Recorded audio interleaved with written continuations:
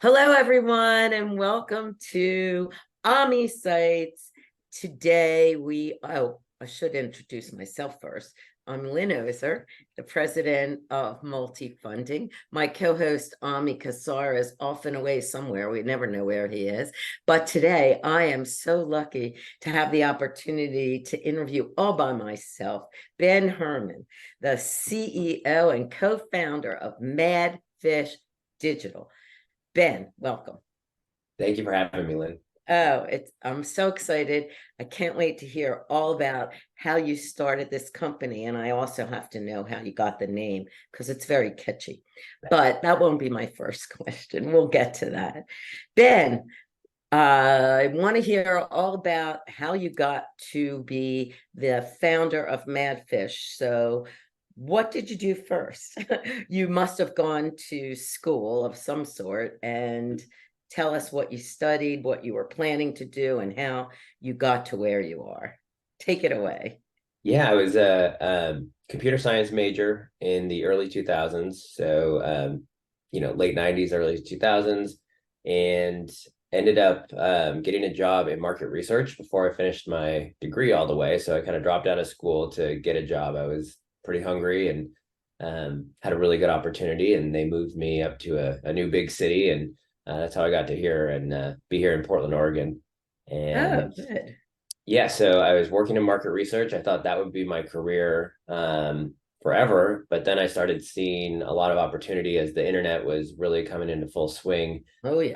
I saw a big need for a lot of the folks we worked with in market research that they needed a strong online presence. There was a lot of business to be had there, and not a lot of people were taking advantage of that. And the other part too is the only people that were really doing digital marketing at the time. There was some good firms, some good agencies, but there was a lot of people taking advantage of other folks based on it was just there was a black box of information, and it was hard to know what you were getting, what you were paying for, and people were taking advantage of that. And so I thought, hey, if somebody brings some transparency to this, and there's just such an opportunity for a reputable firm to be able to jump in and help folks who need help, and that's what I did. So kind of took the plunge. Transparency was not around at the beginning because there were so few who really understood, right? Mhm. And everybody was still trying to figure out how much they needed and how to dip their toe in, right? Were you doing that at the company that you worked for before starting Madfish? No, so what I did, so no, I was completely different industry. It was on the research side, so Oh, there's okay. and we Yeah. dealt a lot with numbers, so market research. So there's a lot of there's similarities there on maybe the reporting side, but what I started to do was well, I always had this feeling, backing up a little, I always had this feeling like for any job I had coming out of, I always worked in high school and coming out of high school during college. And so I always had this feeling when I would start a new job, I'd be so excited and I'd love it. Um, but then, after a certain amount of time, I wouldn't love it anymore. I wouldn't be as excited about it. And it was always, whether I was serving coffee or bagging groceries, whatever it was, even working in market research. And so I was kind of always keeping my eye out for, what's something where I could, be self-employed or work for myself and build relationships Okay. with clients. And so I didn't want to continue on market research. I didn't want to start a competing firm. There were some folks that I'd worked with who went and did that, and that was great. But I wanted to bring something different to the table. And so I started to build websites on the side, and I had heard a lot of stories of the tech entrepreneurs and met some folks who had, been part of the bubble. The tech bubble had just burst around then. And so they all had a common theme, which was they were almost all getting taken advantage by programmers. These exorbitant web development costs to get a small output, to make small changes or whatever it was. They just always had these web development costs, and I thought, well, I could just go get a book on how to build a website. So I went and got a book and just started building websites. And then You I did started. that all on your own. You didn't go back to school for that. No, no. And I Okay. think I locked myself. I was visiting my family during like Thanksgiving break, right around this time of year. And I would sit with them for Thanksgiving dinner and stuff. But other than that, I was at home, and I went into my old bedroom, and there was a computer still in there. And I was just tapping away and worked on building some websites. And then from that, I was able to start to get those websites over the course of a few months to rank really well in Google. And then I started to sell ad space on them. And so, the kids today would call it a side hustle. But I was able to make a couple of bucks on the side while I still had my regular day job. I was in market Got it. research and it was my career. But that was kind of how that was my foray, because then I used that to kind of build a set of services that I could apply to businesses to help them rank. So That's great. So at the time where you were doing search engine optimization for these companies, which that was really new back then, how to get higher up on the food chain, if you will, and that's still very important, obviously.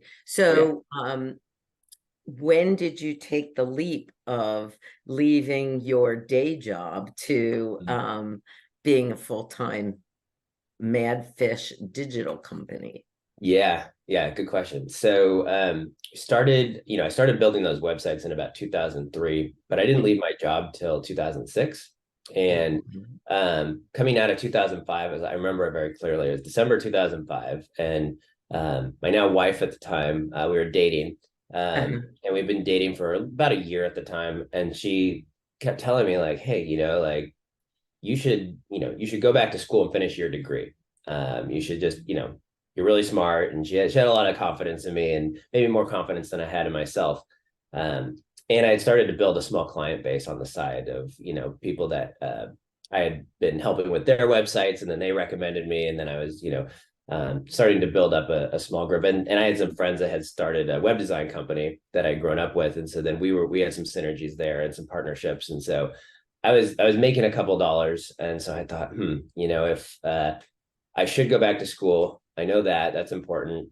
And, my business is only going to take off if I put more energy into it. I knew it was not going to get past the point it was at, given, when I'm working a full-time job, 9 to 5. And so I knew that there was restrictions that I was kind of putting on myself. I could only put so much energy in. And so I thought, well, if it's going to take off, this would be the moment it takes off. And if it doesn't take off, I can go get a job again. So it was about 2005, and I went in and I advocated really strongly to get a raise.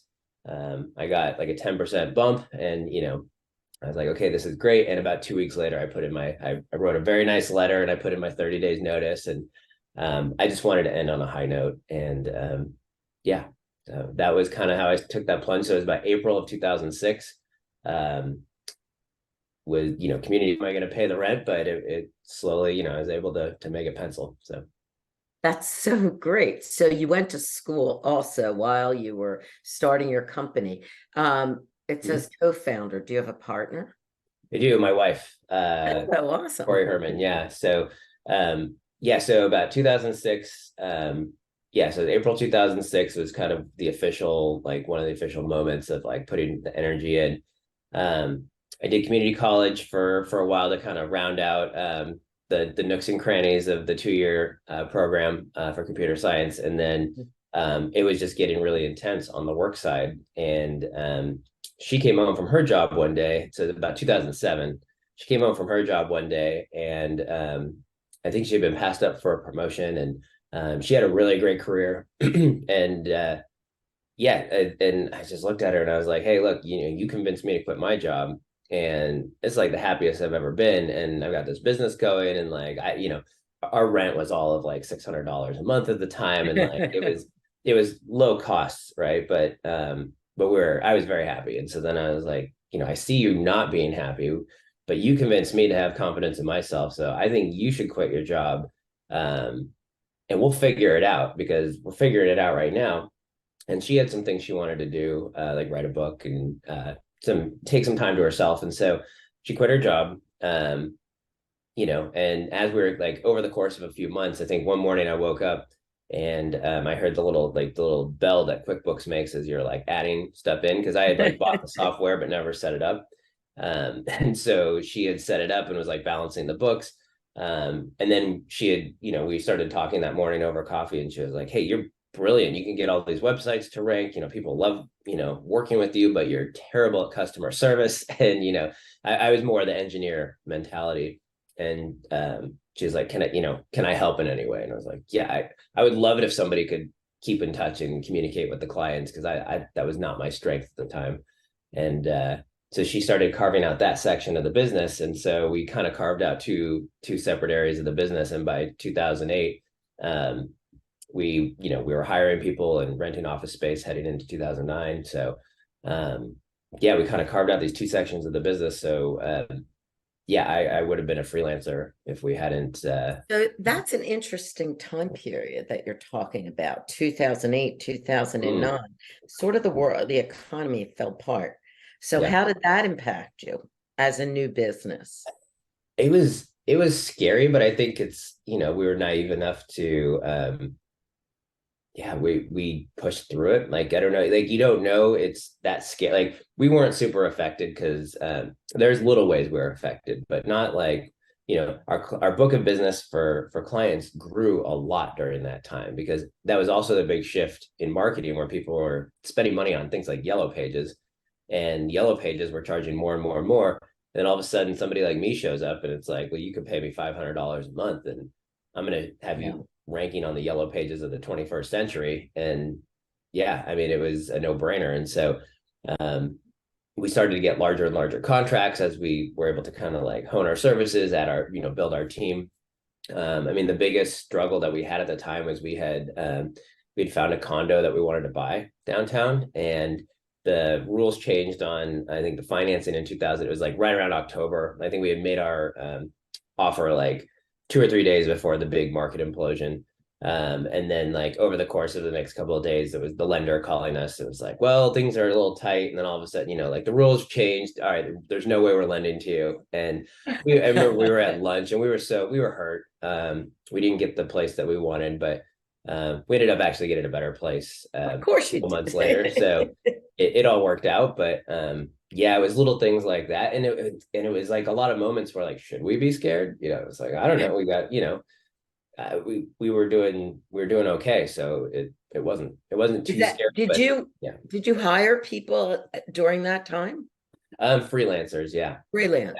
So did you ever make the switch from subcontractors, 1099s, to having your own employees? We did. That was actually scary. That was January 2009. So kind of interviewed in December 2008, hired our first person in January 2009. And then tax time was the first time, people started to like, take longer to pay us, and we had started to work with some bigger clients at the time too, some bigger names. And it was just people started to drag their feet or slow pay a little bit, which was fine. Or two clients, very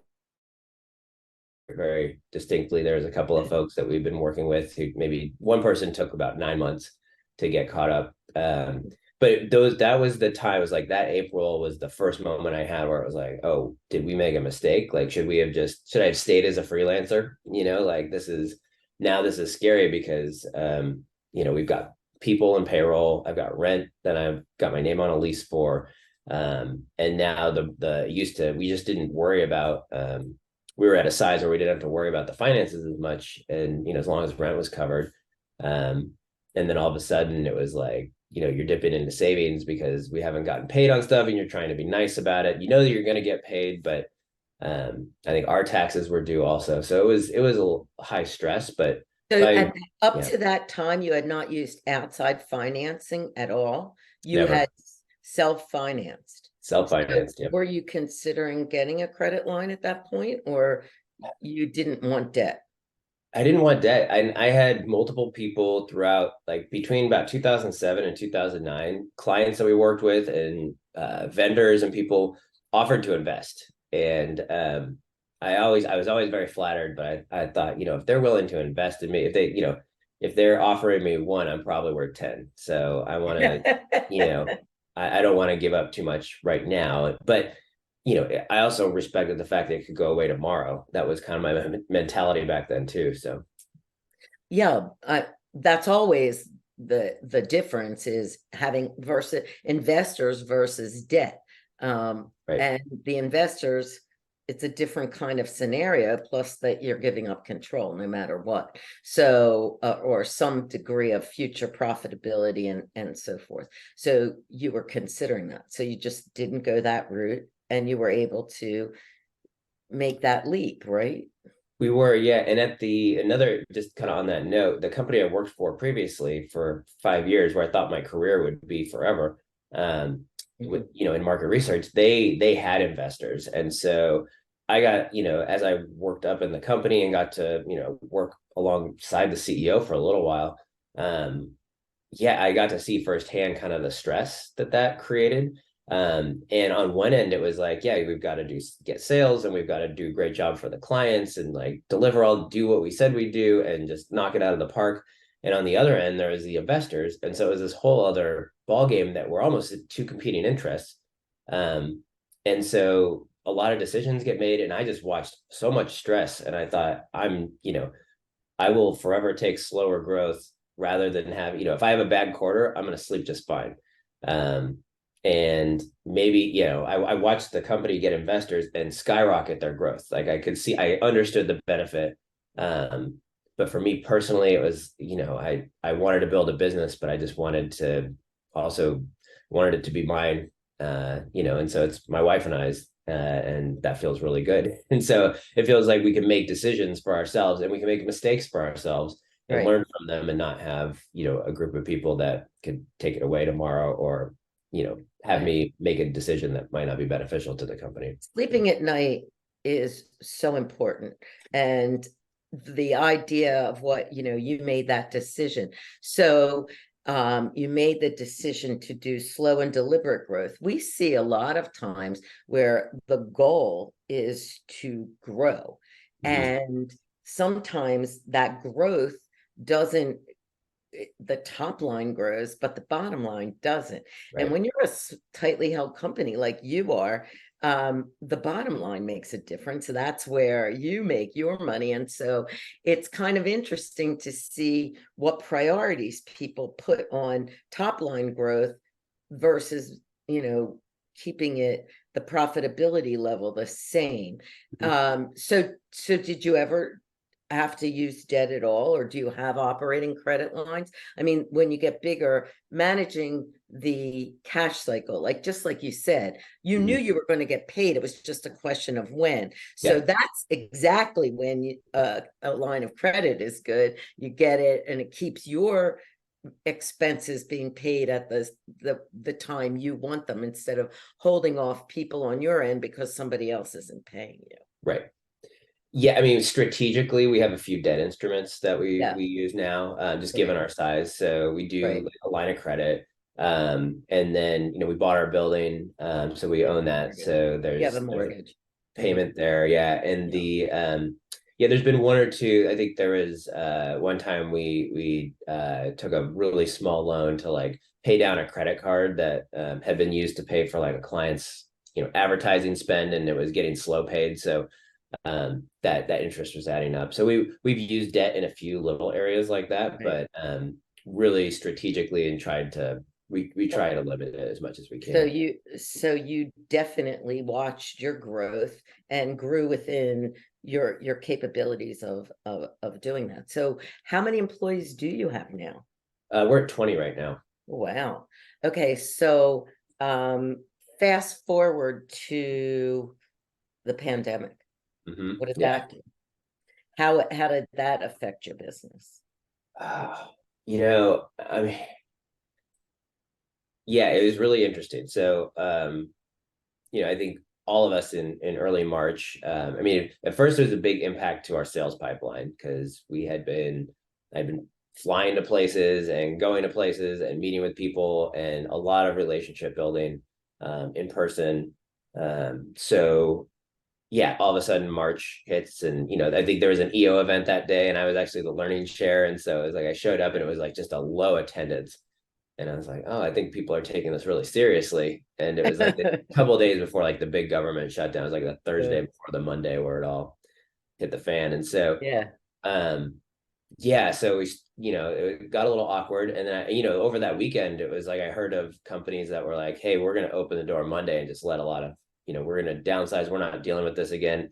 A lot of us had been through 2008, right? And so like my version of 2008 was like, okay, there was, it was scary, but a lot of people shifted over to digital over those next few years, and that was very much the catalyst or a component of it. And so I thought something like that, we're going to see a transformation, I think, or we're all in this together, so it's going to affect all of us the same. And I don't like I said again, not having a lot of debt kind of give us some freedom. Oh So boy, that's when you really didn't want to have any. oh yeah, and we But kind it of was talked good about. to have a line of credit available in Mhm. case you did need it. But go on, yeah, that's great. Absolutely. And so we talked about it, and it's like, okay, we don't want, this isn't the time to just go letting people go. I'd say 20, we did the math, about 25% of our client revenue went on pause. It didn't cancel, it just went on pause. And so, because we had folks in the healthcare space that called us up and said, hey, we can't, no elective surgeries, all of this stuff. So like hospital systems had to, their marketing budgets got taken away internally. And so same thing with other business types. They just, and there was no in-person thing. So any service-based homeowner service businesses, HVAC or landscaping, that kind of stuff, it all just kind of went on pause. And so it was a little dicey, but again, it was like, we're at home and our family's safe and healthy, our son's not in school. We need to figure that out, like, so there's not too much of a lull. So there was so many things, I think, keeping us kind of preoccupied, where it slowed down. But we were fortunate in the sense that given our business, we could go virtual. And about 2 years Easily. before the pandemic, we had an initiative that came out of one of our strategic planning sessions, where our team said, we want to make it so we can work from home, This because before the pandemic? oh yeah, yeah. Oh, wow. And Okay. because we had a lot of systems, I copied a lot of so one of the cool things of the market research company I worked at is they're really innovative on technology, even back in like 2002, 2003.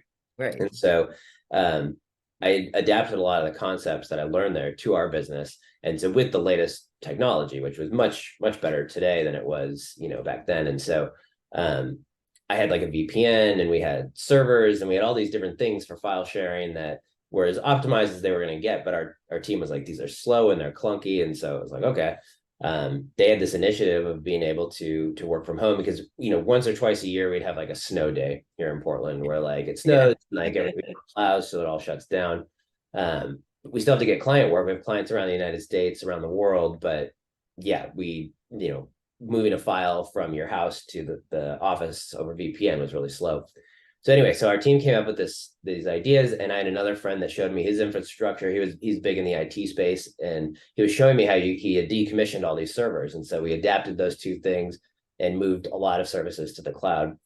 And so we didn't have a lot of processes around them at the time. We had to develop those throughout 2020. That was one of the big things the pandemic did for us. We fine-tuned a lot of our project management processes to be remote, but we had the technology in place. So You switching, were a step ahead of everybody else who got forced to do what you're talking about, but really didn't have the tools. So you were really a lucky person. right. I mean, we Yeah. were able to, it was the same speed as it had always been, because even when we were working out of the office, we had everything was already in the cloud. So whether you're in Los Angeles or Portland or wherever, it was going to operate the same. So Yeah, that's very fortunate. So during the pandemic, certain industries, obviously, like you mentioned, their businesses were really slow, but then others expanded because right. of that. So did you diversify your client base at that time because of businesses that were really heavily into using, Mhm. online services and so forth? Yeah, well, we saw a surge of leads heading into the summer, which I attribute to like the PPP funding and things like that. And so we saw some new business there. I wouldn't say the industries changed all that much. The interesting thing that happened to us was a lot of, especially if they were in, let's say, like the Fortune 500 or even Fortune 100, we had a couple of clients in that space. They used to spend a lot of money on conferences, and when the conferences went Virtual.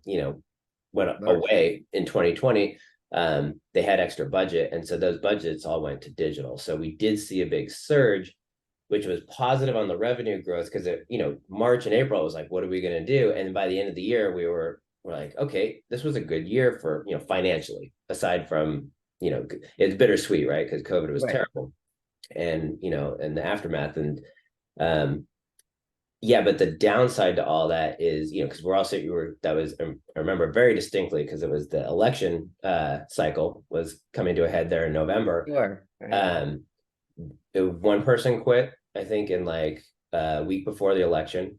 Well, it had nothing to do with the election. It's just that was like my mile marker in my brain. Mhm. Mhm. Um, and I thought, okay, that had we usually would have one person a year, either quit or get let go. Um, and then like a couple like on election night, it was like we were wrapping up, and there was high stress. I could on the team, and it was that night somebody asked me if I could stay on the call a little later. And then they asked me, and it was a key employee that had been with us for several years. And he asked if he could use me as a job reference. And I was like, okay, ouch. And we talked for a little bit. And was, of course, you can use me as a reference, I understand. And then it was just kind of like one after another um, over the course of the next few months. And so what I attribute that to is we were scared to hire as we saw this big surge of work. You also had this shifting landscape of stress that was happening in people's lives.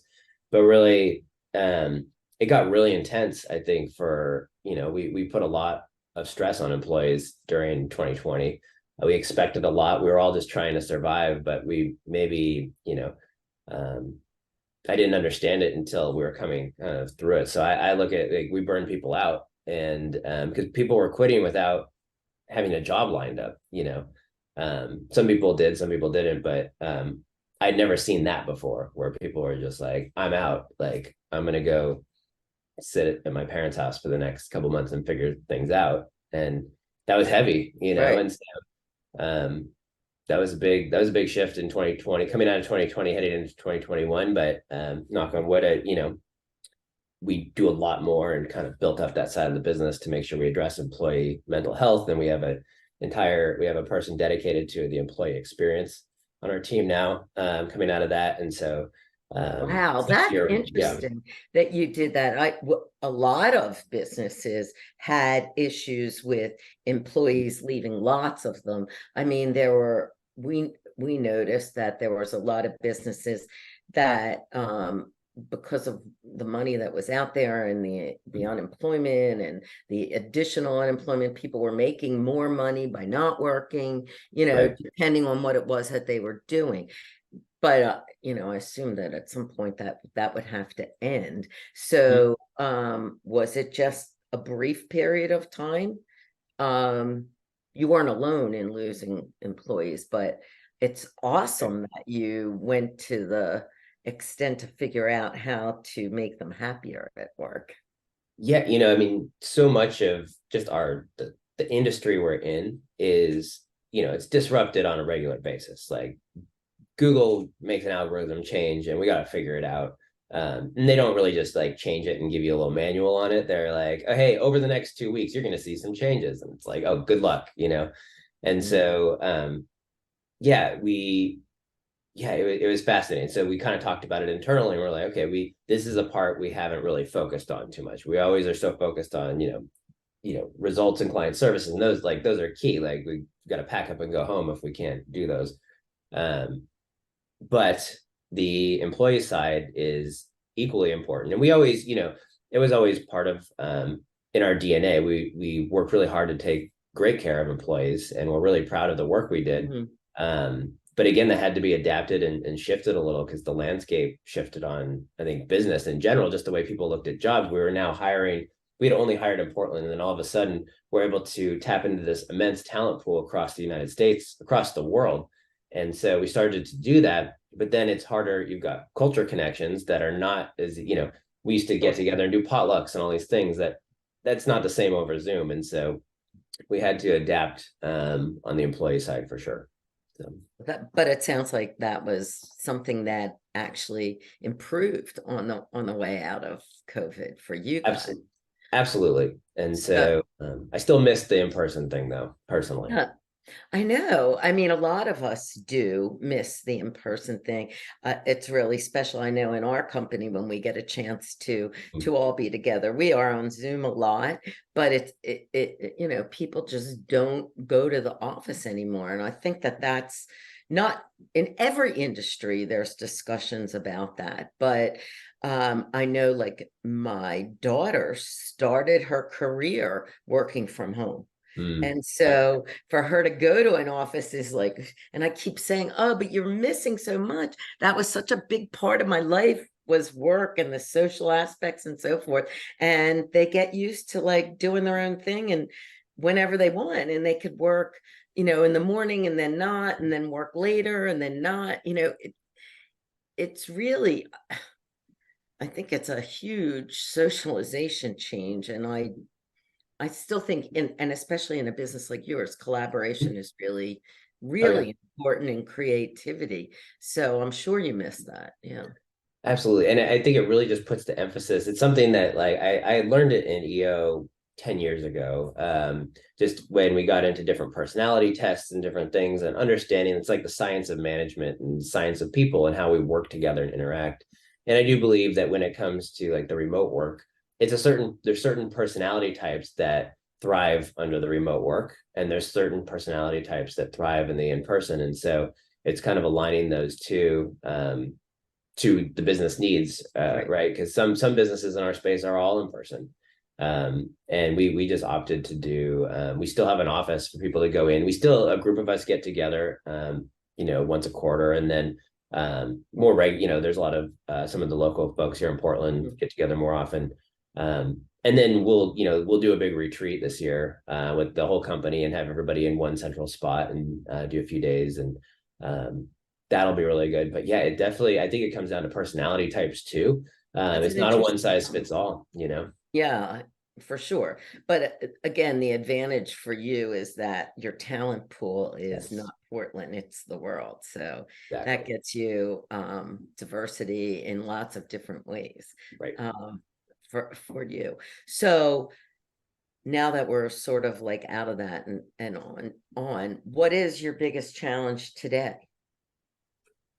I guess challenge. I mean, there's always challenges, right? It's Sure. always the next one. Yeah. It's I think I feel like we've reached a point of like stabilization, and so we're continuing to build again. This 2020 end of 22 and beginning of 23 really have felt closer to some of the past years of just growth mode again. Um, Mhm. and Yeah, I think it's just it's a little bit more of a challenge. There's not as many in-person relationship building moments that we have when, for me, like building new business and things like that. Um, so it's still just getting the word out about ourselves. And there's a lot more folks out there doing what we do. It's I always was just going to say, I mean, the competition in your space is way different now than it was in 2006. right. Well, yeah. Like Yeah. it, If I it knew now or was it if I knew then what I know now, what would I do different? Yeah. yeah, but I mean, you didn't know that then, but Mhm. now it's explosive. But your history has to help you It because does. you have been around and have seen all of that. It does. We definitely are. We're included in a lot more places for conversations and things like that with new business than we ever have been before. And so, yeah, I think the challenge it's again for me, it's always that sustained growth. There's opportunities for us to spike our revenue, and Mhm. those are always so tempting. But it's what happens in the end, and if the business needs profit like a human needs air, you know what I mean? So it's got to maintain that, and sometimes we can push it down a little bit and push into growth mode. We've done that before. We'll probably do that again. But yeah, it's yeah, I don't know. Challenge wise, it's the challenge of business. Finding great people, nurturing those careers, and just that's so important, and there's such a responsibility for I think businesses, Yeah. uh, ourselves included. And then driving new business and growing, taking care of your existing client base. A lot of people always focus on new business, new business. One of our big focuses has always been has been directly focused on building up, the folks that we're with currently. You know what I mean? Yeah, We're well, not a turn and burn model. right. It's like an annuity. It Yeah, just keeps paying off. And that's generally, I mean, loyalty and growing with them and knowing them is just really such a big advantage, I would think, in your business. And, staving off competition requires you to be close to your customers and keep on the good business that you have. absolutely. So I remember you saying that you heard your wife in 2006 when she joined you, the ding on the QuickBooks. So Yeah, is she the CFO of the company? she is. Oh, okay. So that's how you've separated that, and I'm sure it's a much bigger job than it was back then.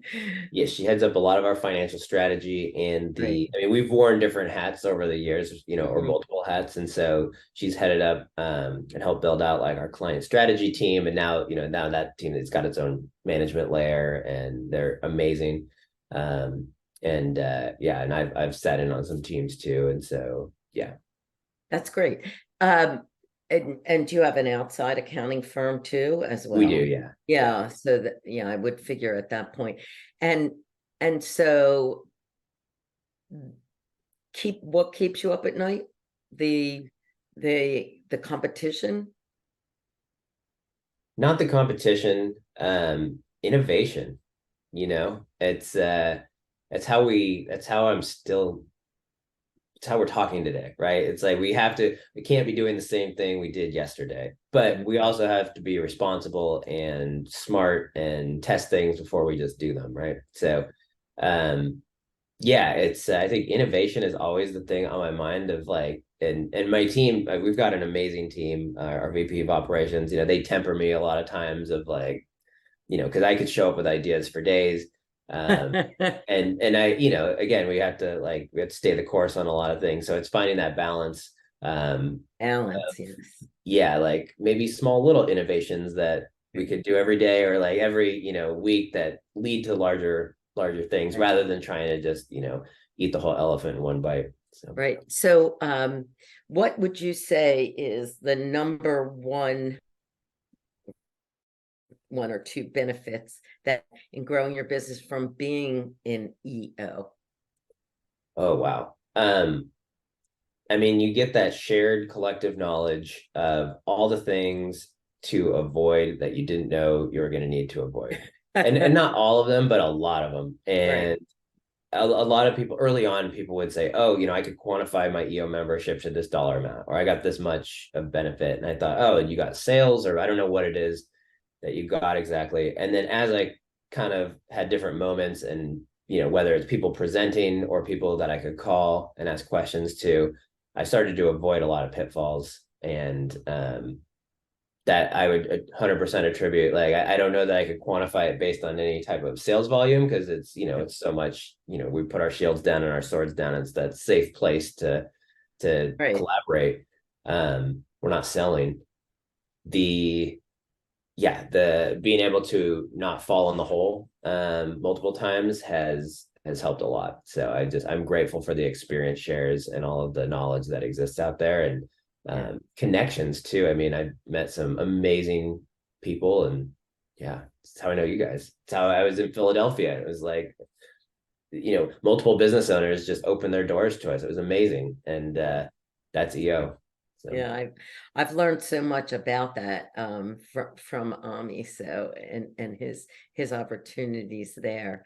Ben, this has been so fascinating and interesting. If businesses out there need your assistance, and how does someone get in touch with you yeah, I to mean, help right on our create their strategy? Yeah. So right on our website, there's I think a button that says "Get Started" right at the top, and really it's a contact form. People can reach out, and we'll get in touch back with them. A little description on what their challenge is. I mean, we solve really complex marketing challenges, so we love, I feel like, yeah, we love the more challenging that the project is, because then we can come up with a better solution. And there's just so many cool things we can do these days with technology around geofencing and being able to get in front of really specific audience groups, at really specific moments in their buyer's journey.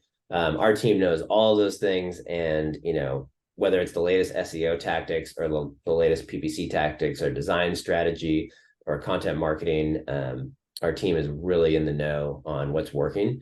And so, yeah, somebody's got a challenge of getting in front of the right folks. Once we hear their goals, our team can come up with some pretty cool solutions. That's great. And your website where they can reach you is? Madfishdigital.com. Madfishdigital.com. Yep. Dan, it's been great. Thank you so much for sharing your journey, and being so open and honest with us. It was great. I hope everyone got as much out of this as I did. Really, really nice to meet you. Great to meet you too, Lynn. Thank you so much. Thank you so much. Appreciate it. All right. Bye-bye. Bye.